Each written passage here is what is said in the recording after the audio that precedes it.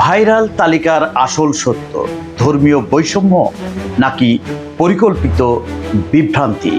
নিতাই রায় চৌধুরীকে ঘিরে অপপ্রচার। প্রিয় দর্শক, বর্ষিয়ান এই রাজনীতিবিদকে নিয়ে ষড়যন্ত্র শুরু হয়েছে। আমরা ফেসবুকে একটা জিনিস দেখে না দেখে শেয়ার করি এবং বিভ্রান্তিতে পড়ি। ফেক নিউজ কোনটা, আসল নিউজ কোনটা আমরা হারিয়ে ফেলছি। আর নয় অপপ্রচার। নিতাই রায় চৌধুরী জীবনে কোনোদিন দুর্নীতির সাথে জড়িত হন নাই। বাংলাদেশের রাজনীতির ইতিহাসে তার নাম কে না জানে। মাগুরার বর্ষিয়ান রাজনীতিবিদ, মাগুরা মায়ের কৃতি সন্তান চৌধুরী নিতাই রায়, তিনি পারিবারিকভাবে অত্যন্ত সমৃদ্ধ এবং ছাত্র জীবন থেকেই রাজনীতির সাথে জড়িত। তার ছেলে রাজনীতিতে যুক্ত রয়েছেন, তার মেয়ে নিপুণ রায় চৌধুরীও রাজনীতিতে যুক্ত রয়েছেন। জীবনে তিনি অনেক ক্ষমতার কাছাকাছি গিয়েছেন, কিন্তু ক্ষমতার অপব্যবহার কোনোদিনও করেননি। দুর্নীতি তো দূরের কথা, দুর্নীতির কাছেও তিনি যাননি। এ কথাটি মাগুরাবাসী কেন, সারা বাংলাদেশের মানুষ স্বীকার করবেন। অতএব আর নয় অপপ্রচার।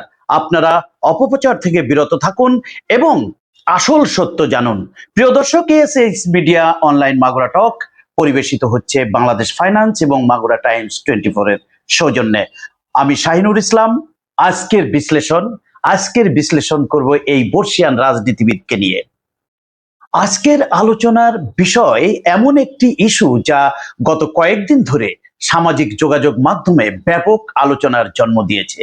দাবি করা হচ্ছে মাগুরা 2 আসনের 32 জন শিক্ষার্থীর সবাই হিন্দু, একজন মুসলিম শিক্ষার্থীও সরকারি উপবৃত্তি পাননি। এই দাবিকে ঘিরে ধর্মীয় বৈষম্যের অভিযোগ তোলা হয়েছে এবং বিষয়টি সংস্কৃতি বিষয়ক মন্ত্রী নিতাই রায় চৌধুরীর সঙ্গে যুক্ত করে নানা ধরনের পোস্ট ও ভিডিও ছড়িয়ে দেওয়া হয়েছে। কিন্তু প্রশ্ন হলো, এই দাবির ভিত্তি কতটা সত্য? এটি কি সত্যি ধর্মীয় বৈষম্য, নাকি একটি সরকারি প্রকল্পের তথ্যকে ভিন্নভাবে উপস্থাপন করে বিভ্রান্তি সৃষ্টি করা হয়েছে? চলুন সত্য প্রমাণের ভিত্তিতে বিষয়টি বিশ্লেষণ করি।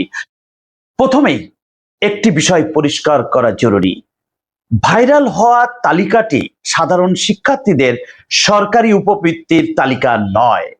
এটি প্রধানমন্ত্রীর কার্যালয়ের বিশেষ এলাকার জন্য উন্নয়ন সহায়তা, যেমন পার্বত্য চট্টগ্রাম ব্যতীত কর্মসূচির আওতায় সমতলে বসবাসকারী সরকার স্বীকৃত ক্ষুদ্র জাতিগোষ্ঠীর শিক্ষার্থীদের জন্য প্রস্তুত করা একটি তালিকা।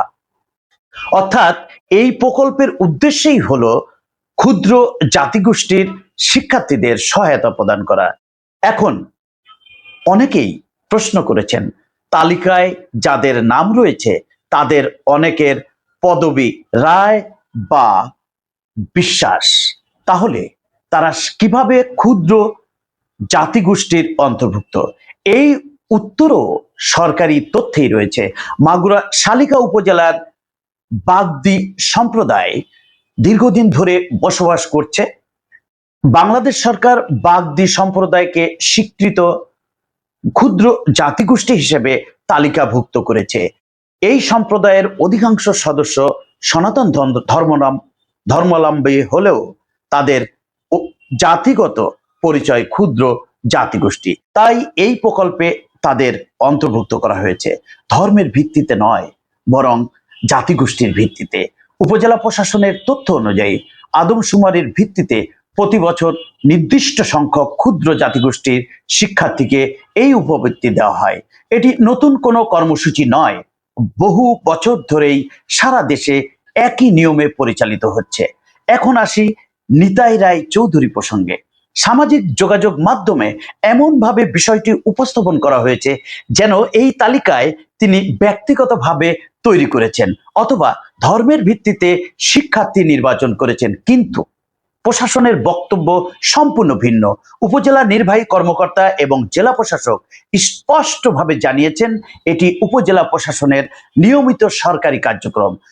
আবেদন যাচাই বাছাই, শিক্ষা প্রতিষ্ঠানের প্রত্যয়ন এবং ক্ষুদ্র জাতিগোষ্ঠীর পরিচয় নিশ্চিত করার পর তালিকা অনুমোদন করা হয়।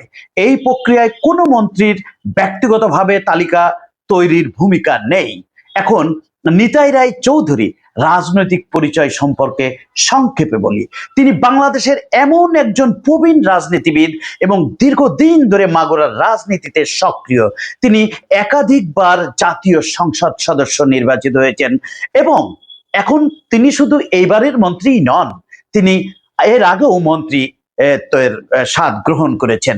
সাংস্কৃতিক বিষয়ক মন্ত্রী বর্তমানে তিনি দায়িত্ব গ্রহণ করেছেন। তার পরিবারও দীর্ঘদিন ধরে রাজনীতি ও জনসেবার সঙ্গে সম্পৃক্ত। মাগুরার অনেক মানুষের কাছে তিনি একজন সহজ সরল, জনবান্ধব ও পরোপকারী রাজনৈতিক ব্যক্তিত্ব হিসেবে পরিচিত। দীর্ঘ রাজনৈতিক জীবনে শিক্ষা, সংস্কৃতি এবং স্থানীয় উন্নয়নে তার ভূমিকার কথা তার সমর্থক ও অনেক স্থানীয় মানুষ উল্লেখ করেন। একই সঙ্গে এটাও সত্য, একজন দীর্ঘদিনের রাজনীতিবিদ হিসেবে তিনি বিভিন্ন সময় রাজনৈতিক সমালোচনার মুখোমুখি হয়েছেন। গণতান্ত্রিক রাজনীতিতে এটি স্বাভাবিক। তবে কোনো অভিযোগ বা সমালোচনা বিচার করতে হলে সেটি অবশ্যই তথ্য, প্রমাণ এবং নির্ভরযোগ্য সূত্রের ভিত্তিতে হওয়া উচিত।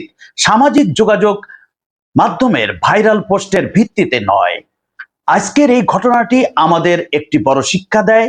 একটি সরকারি প্রকল্পের প্রকৃত উদ্দেশ্য গোপন রেখে যদি শুধু সুবিধাভোগীদের নামের তালিকা দেখানো হয়, তাহলে সাধারণ মানুষের মধ্যে ভুল ধারণা তৈরি হওয়া স্বাভাবিক। আর এই ধরনের বিভ্রান্তি থেকেই সমাজে সাম্প্রদায়িক উত্তেজনার সৃষ্টি হতে পারে। তাই আমাদের প্রত্যেকের দায়িত্ব কোনো তথ্য শেয়ার করার আগে সেটি যাচাই করা, নির্ভরযোগ্য সূত্র দেখা এবং আবেগ নয় সত্যের উপর ভিত্তি করে মতামত গঠন করা। সর্বশেষে বলবো, নিতাই রায় চৌধুরী যিনি শত্রু মনে করেন, তিনিও কিন্তু এই ঘটনাকে মিথ্যা বলে মনে করবেন। মাগুরাবাসী তথা বাংলাদেশের মানুষ নিতাই রায় সম্পর্কে জানে, বোঝে নিতাই রায় চৌধুরী কোনো দুর্নীতির সাথে জড়িত নয়। সর্বশেষে বলবো, রাজনীতি থাকবে, মতপার্থক্যও থাকবে, সমালোচনাও থাকবে, কিন্তু মিথ্যা, বিভ্রান্তিকর বা অসম্পূর্ণ তথ্য দিয়ে কোনো ব্যক্তি, কোনো সম্প্রদায় বা কোনো প্রতিষ্ঠানের বিরুদ্ধে জনমত তৈরি করা কখনোই দায়িত্বশীল কাজ নয়। সত্যকে জানুন, সত্যকে যাচাই করুন এবং সত্যের পক্ষেই থাকুন। আমি শাহিনুর ইসলাম বিদায় নিচ্ছি। আর এই অনুষ্ঠানটি প্রচারিত হলো বাংলাদেশ ফাইন্যান্স এবং মাগুরা টাইমস 24 এর সৌজন্যে। ভিডিওটি ভালো লাগলে শেয়ার করুন, আপনার মতামত কমেন্টে জানান এবং তথ্যভিত্তিক সাংবাদিকতার সঙ্গে যুক্ত থাকুন। ধন্যবাদ। আল্লাহ হাফেজ।